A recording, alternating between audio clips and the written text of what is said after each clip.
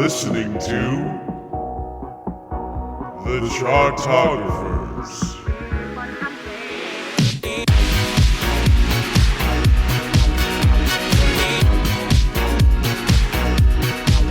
Hello, everybody! You are listening to the Chartographers. This is a music-loving podcast for music-loving people where we take every single album by a particular artist and we rank it from worst to first. It's a thing that we do, and we are so happy to do it, especially right now.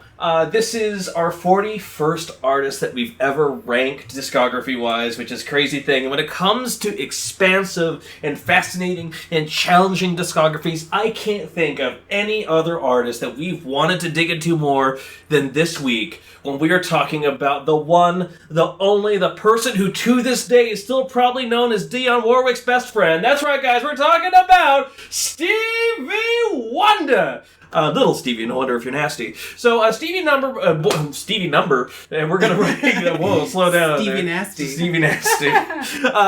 So, Little Stevie Wonder, as he used to be known, child prodigy, born blind in Michigan, and basically, one of the things when you're growing up blind, he wound up finding music as an escape very much so much so that he was eventually brought in front of Berry Gordy of Motown Records, and like, oh my god, this kid can do everything because he's learning how to play keyboards, he's learning how to play drums, he's learning to do all these things, but the biggest thing is that he's a young, pint-sized genius. What do you do with them? And initially, they just kind of made him do tribute albums to Ray Charles, who was very much a big inspiration for him. He had a #1 hit with a live recording of him doing Fingertips, which is him with enthusiasm wailing on the harmonica. And let's make this known, I would argue there was never anyone better who ever played a harmonica than Stevie Wonder. Agreed. I think that just goes without saying. But the thing is that, like, the weird thing, and not a lot of people know, is that Motown didn't know what to do with him for years. They put out surf albums. He did a freaking surf album. Not a lot of people know that. Before Stevie Wonder, still a kid, was beginning to learn his craft, learning what it meant to be a producer as well as a songwriter, and eventually negotiating himself into his artistic freedom. And holy moly, the stuff that happened after that,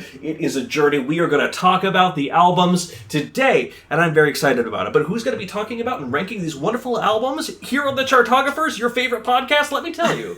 First off, there's me. I'm Evan Sadi. You might know me as the music interviews editor over at Pop Matters. You probably know me as a writer for other places, but I hope that you know me as the host of this podcast because I love this podcast so lovely and dearly. And if you know anything about this podcast, then you know the person sitting next to me, Taran O'Reilly, the co-creator of the podcast. You didn't have a quippy little... Quippy, like, I'm not the Dionne Warwick to your Stevie Wonder, or I'm not... Sarita Wright. Am I the Berry Gordy to your... Oh, yeah, the Sarita Wright. That's a much better one, yes. Hi, Sarita, how you doing? I'm fantastic. This was such a fun week. It's all so dense. Mm-hmm. Like... I could have easily had another, 2 weeks with this music, and I'm sure I would still be finding surprises. Right. So, and also because we literally just came off Tom Petty. That was the last episode we recorded before this one, and that was Tom Petty just had an excess of songs. And here, we didn't run into that problem so much as so many of the songs are were 6.5 minutes long. Exactly. Yeah. These epic length things. But the thing is, Taran, we've had a wonderful tradition of this podcast of bringing in members of your wonderful musical family in to help out with everything, and we are so excited to continue that tradition today. We've been wanting her for some time, and she is now here. She's a graphic designer, she's a singer-songwriter, and she wants everyone to know she's an amazing new mom as well. Aww. That's right. Nia O'Reilly Amandes is here in studio. Nia! Hello! My arms are in the air. Yeah! How are you doing? I'm good. I'm excited to be here. This was quite an undertaking. Yes. Especially, I'm on maternity leave right now, so I have had, no deadlines or projects, and this was, a really intense deadline and project. Yeah. But in a great way. But you were also someone, the whole reason that you were on this one is because you expressed a great love of Stevie Wonder so much throughout your life, right? For you as a singer-songwriter, too, did you, draw immediate inspiration, or did he inspire certain things for you, or... I wouldn't say that necessarily, lyrically, he and I have we're not that similar in how we write songs, but his style, it's all over the map. I think it is very influential. My sister plays bass, so she, definitely my sister was in a band with me for a long time, and she definitely drew inspiration from him. So you could say that he did influence our music. Mm-hmm. But I mean, he's just one of the best musicians ever, and crazy that he's still alive and you can still see him. Mm-hmm. I mean, of course, there's some controversy about what he has done, but Right. mostly great. Yeah. Well, it's just funny because this week, because we've done so many artists this season that recently died. You know, it's like Tom Petty, George Michael. Yeah. You know, and even like a couple seasons ago when we were doing Prince and Michael, it was like, so this whole week I kept thinking like, oh man, he's not dead. Oh right, he's not dead. He's still alive. He's still with us and could easily put out another album at any point. Yeah. Well, that's a funny thing about musicians that are not dead, but who you stop paying attention to musically for maybe valid reasons. And that's actually a great point too, because he has over I think 25 albums in his life. We're not going to be ranking 25 albums here. That's the biggest thing. It's too many. Exactly. So we're basically, we wanted a very clean break off, so we're essentially doing a 20-year span. Basically, we're going from 1970 all the way to 1987, because he didn't put out any other albums after that in the 80s. It's just a very fine period of when he started coming into his artistic fore, and basically, essentially, when he kind of was starting to fall out of it to a degree. And it's interesting, too, because this is definitely, I think... Because we've done eras of artists before. Obviously, like, Prince has 35 albums. We couldn't do that. But I think this is definitely the first time we've done an artist and cut out, like, a pretty commercially significant part of his career. Because he had all those Motown years. He had big, iconic hits. But I do also kind of like where we're starting, where we've decided to do the cutoff with Signed, Sealed, Delivered, because that title track is actually the first song he produced by himself. So it's like it's a good starting point for him as a producer and as a, you know, self-contained musician. Yeah. And when you started when you were a kid, it's like, does that count? Or is that like kind of a separate career? Like, you wouldn't put the Jackson 5 and Michael or maybe you did, but we did. We did not. No. Yeah, exactly. Because there's such different sounds. Entities. Yeah.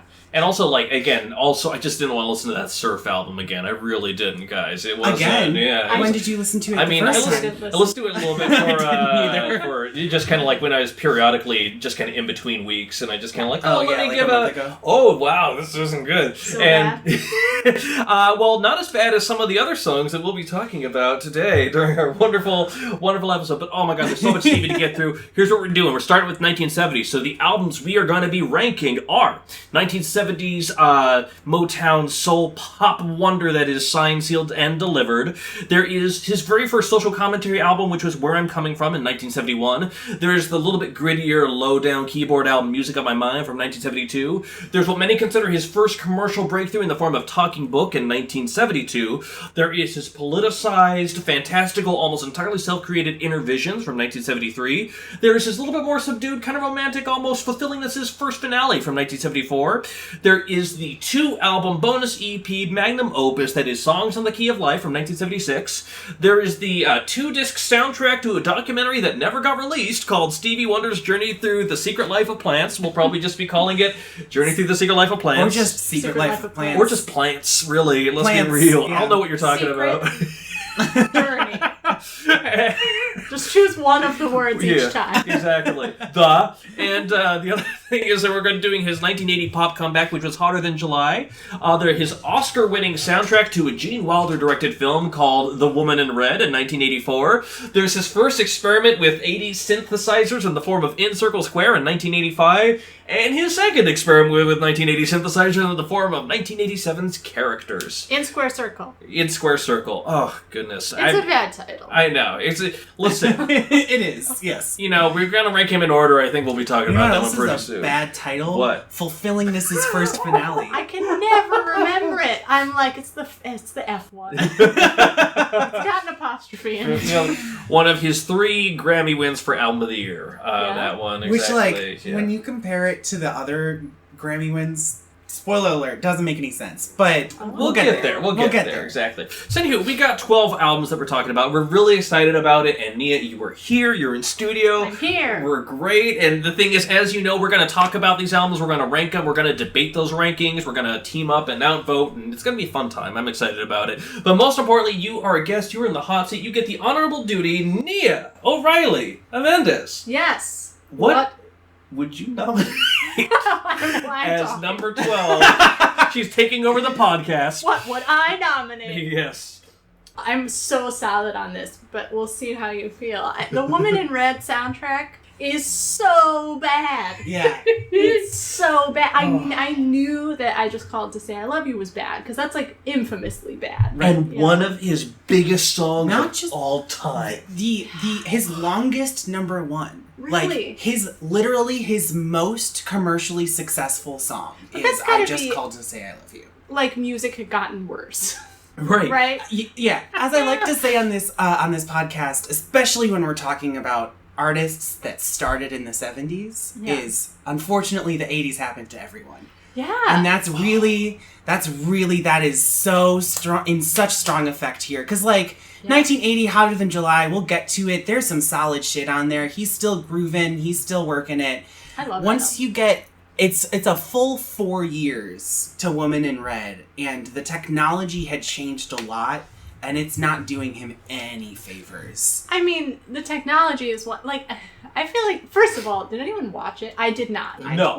We we're- often do, terrible. but we did. Yeah, Gene Wilder as a director isn't really particularly well known. I mean, has anyone else seen Sherlock Holmes' Smarter Brother or whatever that was called? No. Like, yeah, it was, So it's yeah. Gene Wilder. I read the like summary. It's Gene Wilder like falls in love with some woman who's wearing red. Mm-hmm. Great. Very original. Yeah. And is married and Yeah. blah blah blah. But the soundtrack is so bad. It's so bad. It has tons of Dionne Warwick on it. Mm-hmm. It has I Just Called to Say I Love You, so everybody knows that song, which is a terrible song. It's kind of like a song that you would learn like in kindergarten to learn like the different months of the year. You know? Like it's one of those songs that's like there's this time of year and I called you, and then I was listening to the lyrics like more intensely this time than ever before, and I was like, this is so much worse than I thought. Like it mentions like New Year's Day, it mentions Halloween, and I was like, this style of song I hate so much. But when the vocoder comes in around the 4-minute mark,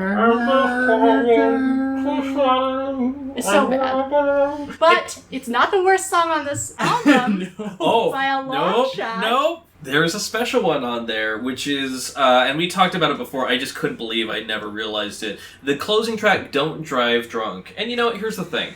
We can all get behind the sentiment that people shouldn't drive drunk. I think that's, fair to say. When you have... Karen's shaking his head, disagreeing. No, he loves that song so much. I am just so upset that it even exists. Yeah. The thing about this song is that yes, we can all get behind the message. However, he's literally is like, there's a dude at a bar, and he tries to order one more for the road, and the bartender's like, no, you're drunk. And he's like, I can handle it. And then he drives anyway, and he dies. And then the chorus comes around, and it's just like, don't drive drunk, don't drive drunk, don't drive drunk.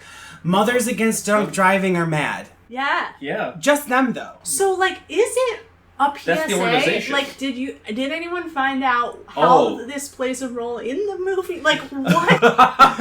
I know that, like, the 80s were, like, a cool time for being against substance abuse, like the DARE And shirt. being social stuff, conscious, like, ooh, this, drinking is McGruff, bad. Chicago, Illinois. But that song is... So, actually, I was listening to it, and it came on, and I was like, did this switch to a different album? Like, there's no way they end this album, and I know it's a soundtrack, so it's a little different, but, like, with this song. But they do. They do. Yeah.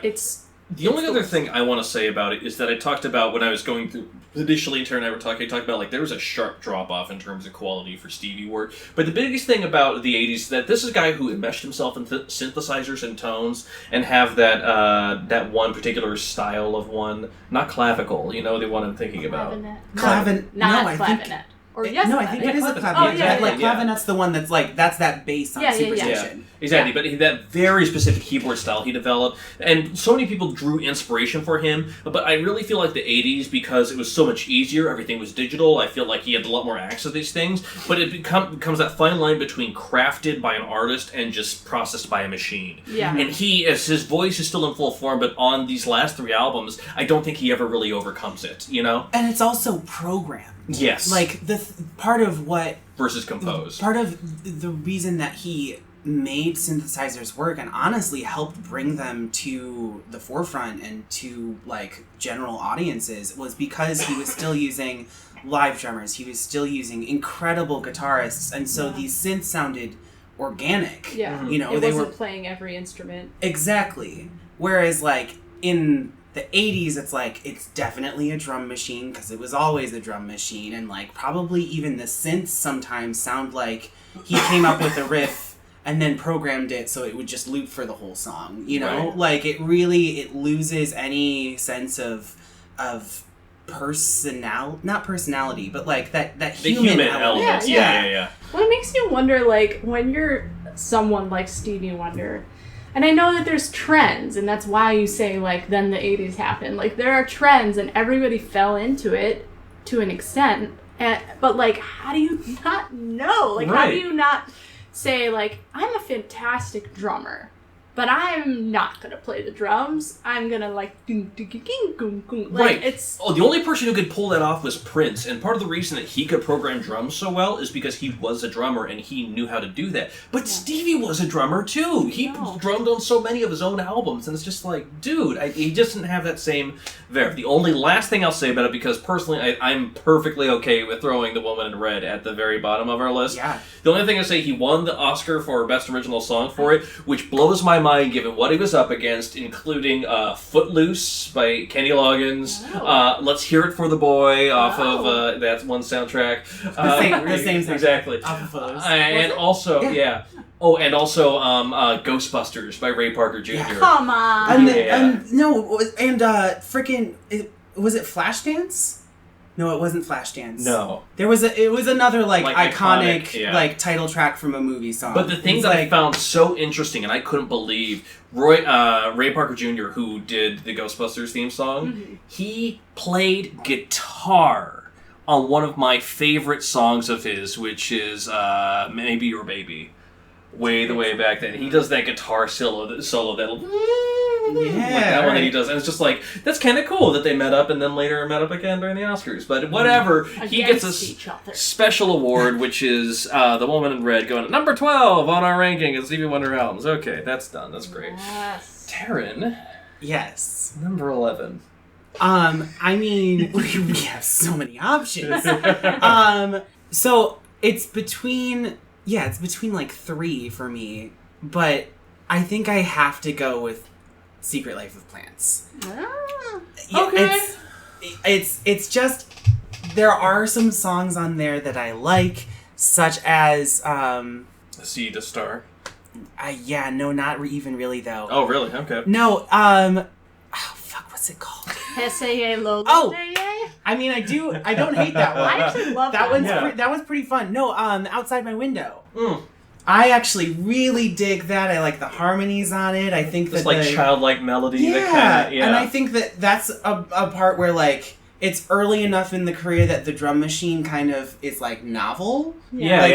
Because he like works with it, and it's still like it's not quite a ballad, but it's heading in that direction. Yeah. But that's like honestly really, and I like Power Flower. But there's just not a ton. It's a soundtrack for a documentary, and so there's a lot of just like ambient the Earth's BS creation.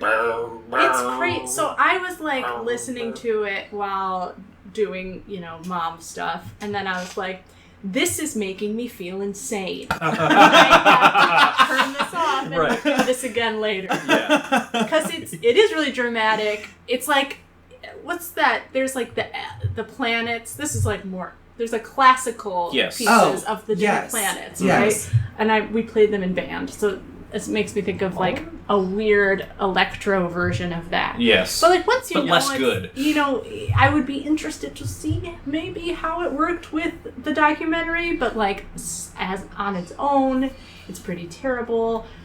But I thought it was more terrible than it was. Like I thought it was like the worst, but there were a few moments where I was like, okay, this isn't the worst. And it did come out. And for me, like, I kind of went in with the perception that this is just lauded as, like, one of his worst albums ever. Yeah. And the thing is that listening is bloated. It's not great. It's for people who are, like, hardcores only, really, not casual fans.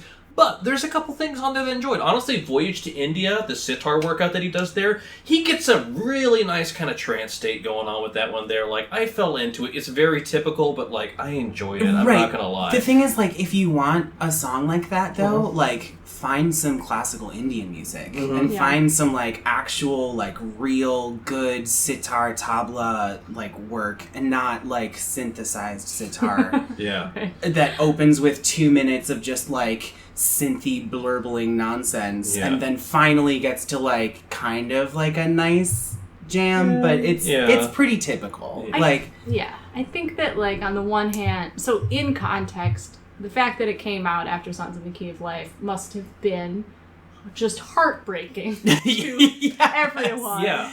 Especially after the 3-year wait. Yeah.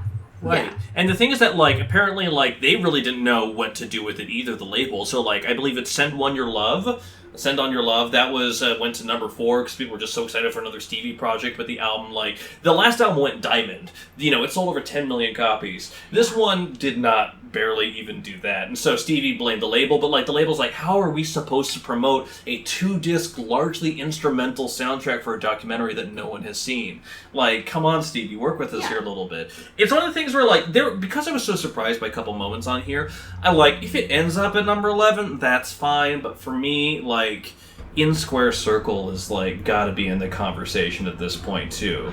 Characters also. Yeah. I mean, those are the 3 Yeah. that I was choosing between. Yeah. So I'm happy to. Let's talk about those last 2. And the land of la la. Boop, boop, boop, boop, Yeah. boop, boop, boop. I tried, so, like, I have In Square Circle on vinyl. You do! But it was one of those, like, oh, they have a Stevie record and it's used and it's $2.99. Why and not? I was like, of course I'll buy it. And then I was like, oh, fuck, no. This is, like, so bad. But I feel like I've listened to it, like, more than I should have. you know, for that reason. I mean, it's got... Like, I feel like Overjoyed is so close. Yes. You know? Yes. It's like almost touching on. It's almost touching on the, like, type of balladry that worked so well for him early on. It Yes. doesn't quite get there, No. and then it's just sitting in this Pile of garbage. pile of garbage. Like, even Part-Time Lover is his Yeah. second to like, last number 1. probably. Yeah. I mean, it's easily the best thing on here. Yes. And But it's not- also, it's just it's like a Wham song. Yeah. Like, it's not, it's definitely like Stevie using an 80s template instead of a, like, fantastic Stevie song. And I'm like one of my favorite things is first tracks. Like, how a band chooses a first How track. you introduce everything. Yes, it's Yeah. such a big deal. It's so cool. And, like, you put this on and Part-Time Lover is the first track. And I can't help but just imagine, like, our parents, like, who were in high school during, like, the height of his music coming out. And it was, like, so important. And then you put that on and you're like, no. Yeah, totally. But no. Yeah. But why? And Characters doesn't do a lot better because You Will Know is an interesting opener. It's kind of like this mid-tempo, kind of weirdish kind of thing, which is like, okay. Characters, I feel like he, after kind of the maximalist synth sounds of In Square Circle, Characters, I feel like he reins it in just a little bit. Not enough where it's, like, good, but, like, just a little bit. Like, he has a not terrible Michael Jackson song on here. Like, okay, you know, like, I'm not gonna...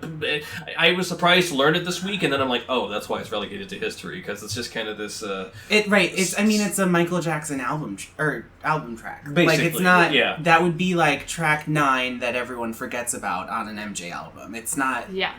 Especially because he comes in and you're like, oh, MJ's getting it, huh?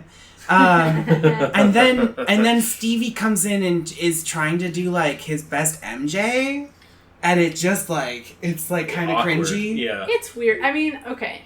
Things I think about this album. First of all, I know that you know that album art is very important to me. Yes. This is the creepiest album art. Oh my god. He's, like, holding the mask to the side. First of all, like, so I'm a graphic designer. Fonts are very important to me. There is, like, a thing that happened in the 90s where fonts got very, like, I don't know how to say this besides just doing a motion that you can't see.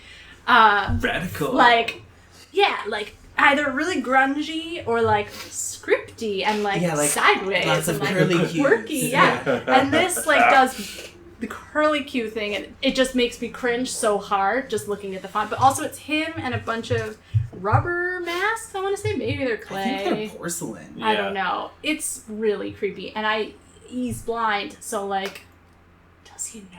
That's my other thing too. Is that like, Evan disparaged a couple of the album covers this week too, and I was like, I mean, but he can't really have a hand in them. Yeah. If anything, he can give them like a basic concept. He But can't like, even say like make it blue. Yeah. right? Yeah. He doesn't know what blue is. Right. Like, well, Yeah. I But mean, it's true. But the other thing is, like, this is called characters. He's written songs from the perspective of other people before. He's written, like, tales of, like, love and loss and woe and, like, you know, women going through incredible things. And this is an album where it's just like, so you call it characters and then it's just another album?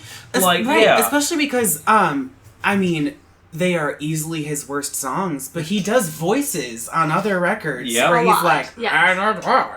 He and, loves doing characters. and Yes. he loves doing characters, and then there's none of that on this record called characters. Yeah. And I'm looking at the track list. I can't even remember what these songs sound like. I got can't. so bored listening Yeah. to this album. And then, like, suddenly this one song came on, and I was like, this stood out. And it's the one that has B.B. King on it and Stevie Ray Vaughan. Yeah. And- Come Let Me Make Your Love Come Down. It's Which was a CD bonus track. Yeah. Oh. Ooh. CDs. See, now we know it's from his late era. But it's like the kind of like schmaltzy blues that I hate. Like if I'm gonna get into blues or listen to blues, it's got to be like dirty blues, like really just unrefined. And this is like hotel lobby blues. Yeah. So bad. So for me personally, after talking about it a little bit, I would probably throw, because in Square Circle at least has Overjoyed, and Journey Through the Secret Life of Plants has some songs on it that are not terrible. I would say number 11 Characters, number 12 in Circle Square, number 10 Plants. Great. That's fine with me. Great. Yeah. We already have a number 12 though. I mean, so move all of those up one. Exactly. Yes. There we go. So, love it. Great. Perfect. Great discussion that we had. God, we can stop talking about these. I'm so happy that we were all just like, yeah, these are terrible. Let's move on. Move on. Okay. So that's number 12, Woman in Red, number 11, Characters, number 10, in Circle Square, number 9, Journey Through the Secret Life of Plants. I never have to say it. And it's great. So now we got down the originals, 1970 through 1980.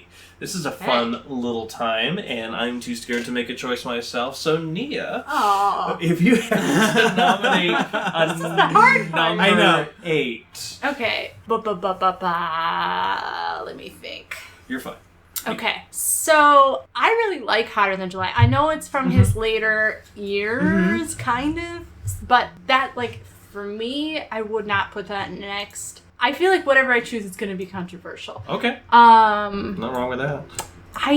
What was the one where I was like, this one, where I'm coming from, maybe? I think that's what I want next. Yeah. I think it is Where I'm Coming From, because, I mean, it has a couple of great songs, and it has some good songs, but I didn't feel like as an album it was, I mean, we're getting into territory where it's like great albums. Mm-hmm. So I Wanna Talk to You Yeah. is also on here, which Yeah. is like...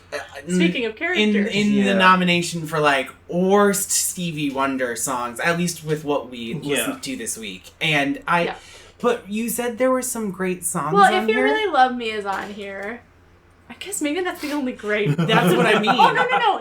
I love Never Dreamed You'd Leave in Summer. Oh, yes. Oh my gosh, that was a revelation this week because I had never heard that song before. That is a beautiful he song. sings the shit I have out of that goosebumps song. right now just talking about it. Like, Yeah. that's honestly, like, the second half of that song is, like, one of the best Stevie Wonder vocal takes we've ever gotten. Yeah. And I was reading that's actually, like, one of his most covered songs. Really? Is, like, besides, like, the huge hits that have been covered 40 times. Right. Like, that's, as far as his album tracks, like, that, people go back to that one a lot just because it's so evocative. But yeah, that's kind of it That on this song, record. let me say something about that song. Yeah. That song does something that, like, that is a songwriting trick that I love, which is that you save a line for the very end and you only say it once. Mm-hmm. And it like kicks you just like in the chest. You're like, huh, on this song. And also like it's that held note that is it's like Lovely Day, Bill Withers or something, where it's just like it's how long can he and it's hold just this? yeah. So powerful, so beautiful. So yeah, so there are a couple great tracks. Yeah. I think. And the biggest thing is I feel like this was, and I genuinely feel like the more I sat with it, the more I feel like this was an important album for Stevie than it was for us. Because this is an album that came out right around the same time, actually I think the same year as What's Going On by Marvin Gaye, another socially minded, very political pop soul album, also on Motown as well. But it's also, this is right after he renegotiated his contract, after he turned 21, and he didn't renew it, so he got all the money, and other labels wanted him, and I can't believe just... he was 21. Right, when he did all of this, right, you know, and so the thing is that, like, this is one he created basically by himself, entirely self-produced, you know, like, he just went through just it. like him and Sarita, right? Basically, Yeah. yeah, like, she helped out with some lyrics, but it's mainly just him. And so it's one of the things where I feel like he wants to say something big, he wants to say something personal, and he, like, almost gets there on it. But, like, for me as the listener, I don't have as many takeaways. Like, it opens with this weird fucking number called Look Around, which is, like, gritty and grimy, and it's just an odd, it's like, you know, it's almost like this horror movie kind of. I thought it sounded like a Beatles song. Yeah. Intro. Yeah. Like to Eleanor Rigby or something. I think that's another thing that happens a couple times on both this one and Music of My Mind, where I can really you can really hear that it's the early 70s and the Beatles just put out their last record a year ago. Mm-hmm. You know, that like that whole Paul McCartney orchestral pop is here in full force. But so minor key, though, that intro. Yeah. Yes, it is a very intense. It sounds like a closer. Mhm. Yes. And so, like, maybe he's deliberately, like, trying to put us off with this intro. Yeah. And I feel like, again, it's that step that he needed to take in order to, like, do things. Like, and we can all agree that I Really Want to Talk to You is awkward and odd and ill-fitting to my ears. But generally, it's like, it's still something he needed to do. And he refined that in so many brilliant ways later on with multiple anti-Nixon songs, which is like, you know, props to you. And, like, I feel like he just was able to articulate better. He needed to go through these throws. He needed to. I don't know how great the album is, but it's, I appreciate it. But Hotter Than July, I feel like, is almost his last gasp. I feel like that's like him as a songwriter, because after he did the magnum opus that is Songs of the Key of Life, after he did this soundtrack to this plant documentary, he wanted to go back to pop. And so Hotter Than July is interesting because I wouldn't call it a great album, but there's some wonderful songs on here. All I Do, straight, I could not believe that was not a single when I looked that up. Because I was just like, it feels like classic Stevie. It feels iconic. Well, it feels iconic in the sense that, like, The it almost low-key seems comment. like it almost seems like something Janet would have put out in, like, the late 90s, like Velvet Rope era. Yeah. Like, it definitely feels like this is the sort of that sort of, like, gentle, you know, obviously he's always been really great at arranging vocal harmonies. Yes. But this is the sort of a very soft transition to take that into a more 80s sound, and it just works really well. I love this album. So this is another one I have on vinyl, so it does come up, like, more often than maybe it would. Sure. But talk about, like, intro tracks. I think Did I Hear You Say You Love Me is, you put it on and you're just like dance around the house. Yeah. It's so fun. It's got that little bit of that 80s sheen that ruins the rest of the albums, but not to the point where, like, I hate it. Like, it just feels like he's coming to terms with this is what the era sounds like. So, like, this is one where, like, I enjoyed this. Yeah. Yeah. Also, he's still doing a kind of a weird voice on that I Ain't Gonna Stand For It. He's going a little country almost. Yeah. Yeah, he does. But I kind of love it anyway. So this is my feelings about this album is that I feel like he does all this kind of goofy stuff and pulls it off. Mm-hmm. You know, like there's some silliness, but it's still fun. You're not starting to like get kind of itchy. Where Right, you're like, like, no.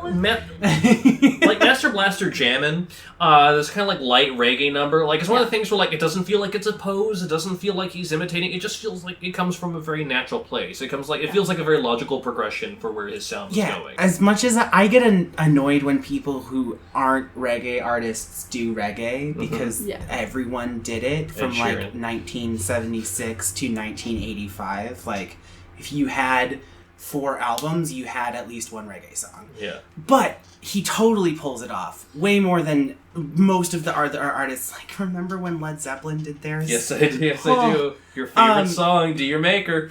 But this album also has Happy Birthday on it. Yes. Which is so fun. It is fun. It's so fun. It's peak 1980. Yes. It's the one song on this album where I'm like, whoo, you really leaning into those 80s synths, boy. Dang. But like that's kind of what I'm talking about, where it's like it's very silly. I mean, it's not a silly concept, right? Because it's talking about making Martin Luther King Jr. Day a thing, which did happen. Yeah. But like it's goofy and it's fun, and you just embrace it. Birthday. Yeah, and like it kind of has that little off-kilter like change in the melody right there in the chorus, which is always just like, oh, it kind of catches you every time a little bit. He does that a couple of times. Yeah. Where he'll do the same. He'll repeat the same vocal melody as part of a single chorus, but he'll just change the rhythm. Yeah. Which is a good trick. Yeah. Yeah. That's like the perfect pop trick to like, it's what you're expecting, but not quite. Mm-hmm. Well, I personally hear a lot of joy and excitement coming out of her voices as we talk about this album. I'm kind of surprised, but it kind of makes sense. I think Where I'm Coming From is going to be our number 8. Does that sound about right? Definitely. Yeah. Okay, let's go ahead and lock that in. Okay. Bada bing, bada boom. Okay. Well, there's that. I can't remember if it was you who brought up Hotter Than July initially. No. Yeah. Oh. I thought it was you. Oh, maybe who it was brought you. up. Maybe it was you. me, exactly. So Yeah. it was going to be that, or at this point, honestly, for me, my other potential nomination would be Signed, Sealed, and Delivered. Because, like, of, like, the Motown era albums, like, this is just great. Like, it's solid, but it still feels like an amalgam of, like, lead single, a bunch of filler, a couple interesting experiments on there, but, like, the thing is that we listened because we weren't sure if we're going to be doing the 12 or the 14 albums this week, so we also listened to My Cherie Amour and For Once in My Life, and, I finally listened to Uptight, which is another amazing one. Right. Baby, and yeah, exactly.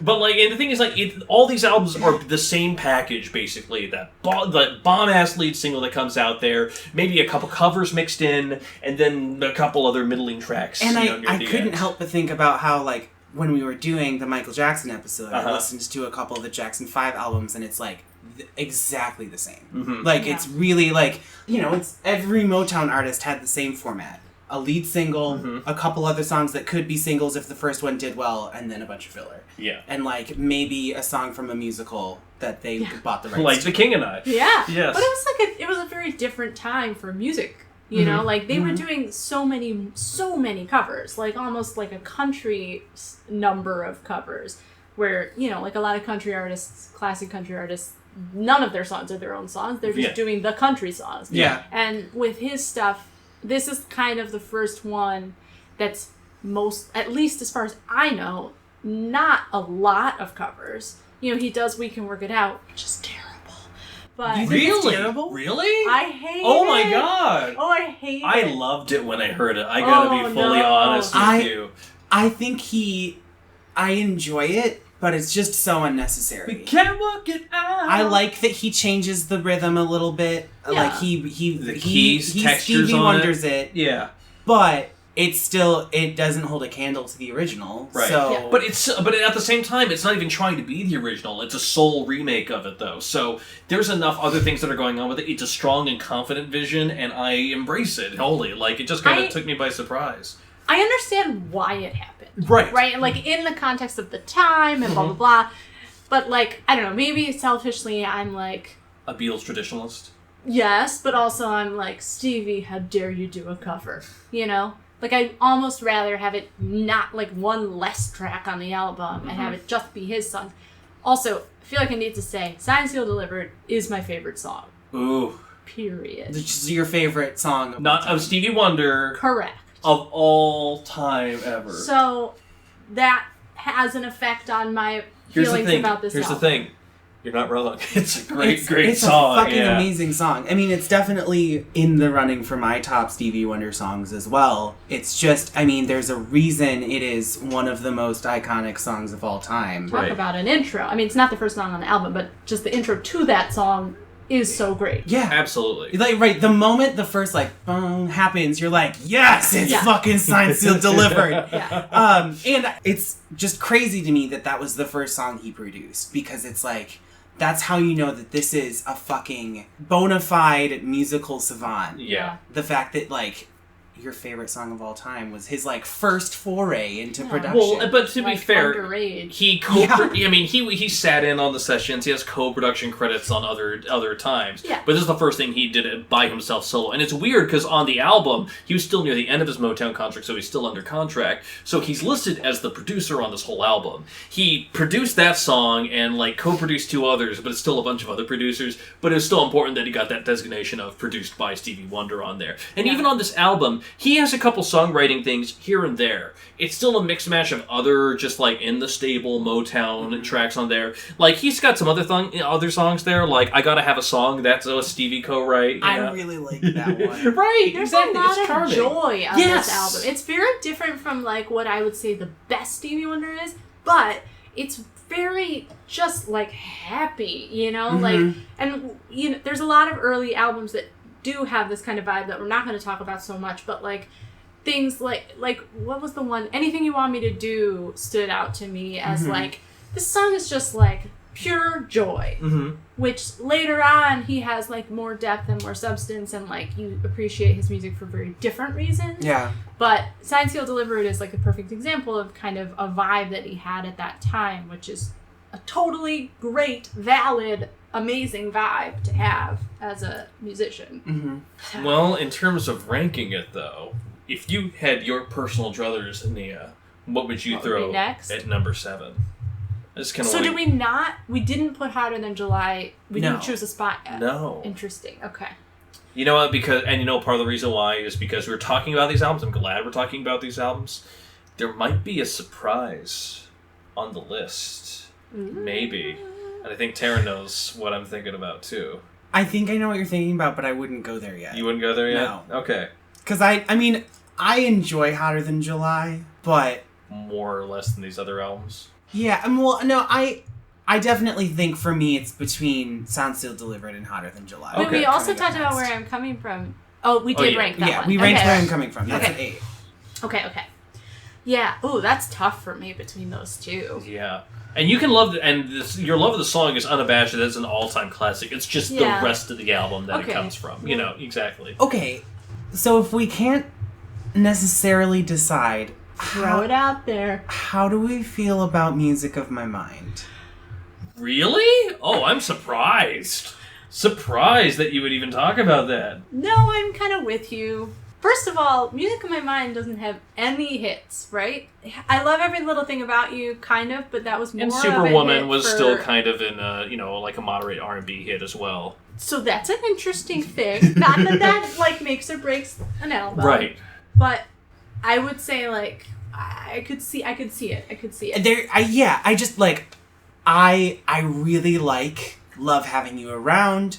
I really like Keep on Running. But these are, again, it's the sort of thing where like the grooves are like starting to form, but they're not nearly as complex and infectious as what you're getting to on the 4 albums coming up after this.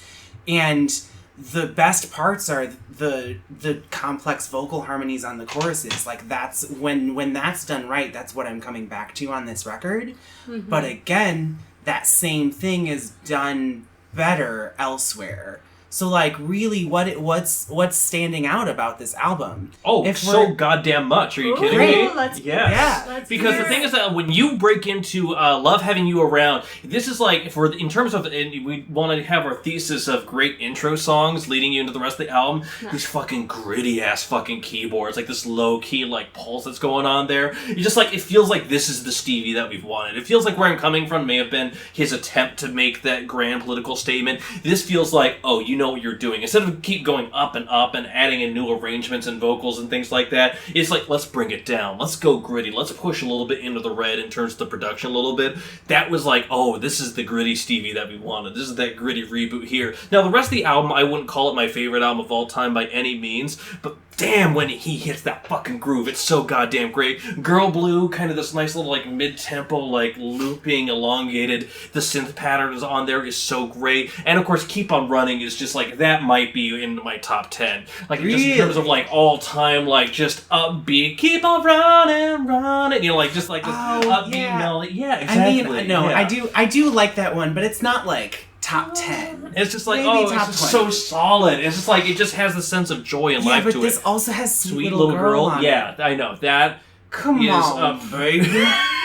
Come on, baby. Yeah, that... He just does that for like 4 minutes. Yeah, I don't know. Like, this one, like, full disclosure, I did not spend a ton of time on it because it did not Strike really you. pull me in. Mm-hmm. Like, I was like, oh, what's this one? And it was I Love Every Little Thing About You, and the reason it pulled me in was because I knew it, but I knew Sarita Wright's version of it. Mm-hmm. And his version is really good. But I would say, interesting this got brought up.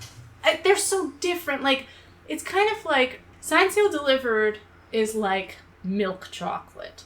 But, like, really good milk chocolate. And, like, Music of My Mind is like dark chocolate. So, like, when you But like get older, kind of you're... chalky dark chocolate. Right, so you're supposed to like dark chocolate when you're older and more like experienced and refined with your choices, right? But like sometimes you get really good milk chocolate. Does that make sense? Definitely. It's the sugary pot versus something a little bit more tangible and, you know, what have you. Yeah. So, yeah, in terms of, like, albums I'm going to come back to, there is an effervescent joy to Signed, Sealed, Delivered. Music of My Mind, it strikes me. It does more things. I think Signed, Sealed, Delivered is a good, fun album. It's also an album that we've heard from Stevie several times before, and from the Motown tribute. Music of My Mind, at least, feels like a statement. It feels like something different. It feels like we're being clued in on something new. Yeah, but Music of My Mind is like a B- statement, and then he like remakes that statement in the exact same year with Talking Book, and it's like an A+. Yeah. Like, it's just... I kind of didn't realize those were the same year. It's the same year. Crazy. Music of My Mind was like early 1972, and then Talking Book came out like 8 months later. What a time. Just insane. Because What that's a what time. everyone was doing in the early 70s. They were Yeah. just cranking that shit out. Well, I mean, they had the Motown precedent set. Where it was like, you're recording so many covers. I mean, the Jackson 5 talk about how for their second album, they recorded like 200 songs. And they picked 9 of them. Like, What? because that's the Motown machine. Is they just like, and then you'll read about like some of the tracks on Signed, Sealed, Delivered if they have their own Wikipedia page. I use Wikipedia, bite me. Who's mad? I'm not mad. Yeah. But like they'll talk about like this song, or I think it was one of the songs on Signed, Sealed, Delivered. I was reading about how like literally there are 8 other Motown artists that have put out a version of that song. So it's like... That was happening, like, non-stop. They all did the same song. Right. So, like, as much as fun as Signed, Sealed, Delivered is, now that we're talking about it more... Oh, man. You never know, It's right? so hard. It's so This hard. is intense. It's Hotter Than July still in the running also? Yeah. I think honestly, if we're doing like just emotionally how I feel about this albums, I would put Hotter Than July next, then Music of My Mind, and then Signed, Sealed, Delivered. Ooh! I could get behind that. I love Hotter Than July. I know, but you can still love it, but is it better than these other two? Yes. Yes. Yes? I think it's better than Music of My Mind. Okay. I'm just throwing that out there. We are all like fully in disagreement about All right, what should here, come let's next. just go ahead, because Go ahead. I'm like, should I just choose something completely different? But Songs of the Key of Life! what a ridiculous thing to say. I mean, I don't know. I love Hotter Than July very much. But maybe it's just because I know it the best. Because familiarity is important. Absolutely. like, as we say sometimes on the podcast, like, take off your nostalgia goggles and just look at, like, songwriting. But what about, like, danceability? I mean, shit, that matters too, for sure. Oh, and also More Hotter Than July does have Lately. That's like one of probably the last good ballad. The last good ballad. Yeah, I would say. I'm totally blanking on which one that is. That's the piano one, the kind of the that Carole piano King one. style, like. That's like one of the best. I didn't realize that was what it was called, weirdly. Yeah. I love that song because he does what he has this trick, another trick that he does sometimes that's like one of my very favorite tricks when pulled off well, which is the octave jump. Yeah. And that song, holy shit, when he does the end, oh my god. It's one of the best, I would say it's one of the best Stevie Wonder moments. Okay. Dang. Well, that being said, I think we can talk a little bit. I'm still fighting for my boy Music of My Mind. Is anyone fighting for Signed, Sealed, Delivered? That's the question, because like Sugar is a good song. I like that, but like we all have the title track in our head. That's the name of the album, and it colors so much of what we think. Yeah. How is the rest of the album? The rest of the album is solid. It's fun. It's like album. Nia said. There's just, one of my favorites is actually Joy Takes Over Me. There's so much joy on this record. And as far as things that I'm going to come back to and enjoy listening to again in the future, that's probably Signed, Sealed, Delivered I'm more likely to put on than these other two that we're talking about. But I can also hear what you guys are saying. It's not as artistically important at all. What if I throw this insane thing out there? Okay. What if fulfilling this is next? Alright, so let's go ahead. Let's throw Music of My Mind at number 7. Let's go ahead and do that. Let's go ahead and throw Signed, Sealed. Yeah, I'm fine with at that. 6. Let's throw Hotter Than July at 5. I- That feels so weird to me. Are you but just doing that because I'm a guest? no, sometimes we just have to just rank them and move on. And I'm going to extract my sweet, sweet revenge when we do part 2. Because guess what? We are 52 minutes in it right now. There is so much more. And the thing is that although we only have 4 albums left, we have 4 so much to talk albums about. left. So let us go ahead and recap for all of you people who've been keeping track of this at home. It was The Woman in Red at number 12. It is Characters at number 11. It is In Circle Square at number 10. It is The Secret Life of Plants at number 9. It is Where I'm Coming From at number 8. It is Music of My Mind at number 7. It is Signed, Sealed, and Delivered at number 6. It is Hotter Than July at number 5. And number 4, we're going to announce when we do our part 2 episode right after this. So in the meantime, though, Nia, What? thank you so much for being here Thank for this you. part 1. We appreciate it. So fun. Exactly. And I am excited to see what happens in part 2. I'm fascinated. In this moment, we don't know. So listeners, do us a favor. Before you listen to it, give us your thoughts by throwing us a review on iTunes. The more reviews there are, the more people see the podcast. This ranking is wrong. Exactly. Go ahead. Let us know what you think on Facebook. Find us on Twitter. If you have something if you agree with Taran, send us an email at thechartographers@gmail.com and we will get back to you. Taran will personally reply to you and be like, what he's going to say. In the meantime, though, keep on listening because you know that we'll be. Have a good one, guys. In the heat of the moment, I thought that I could myself.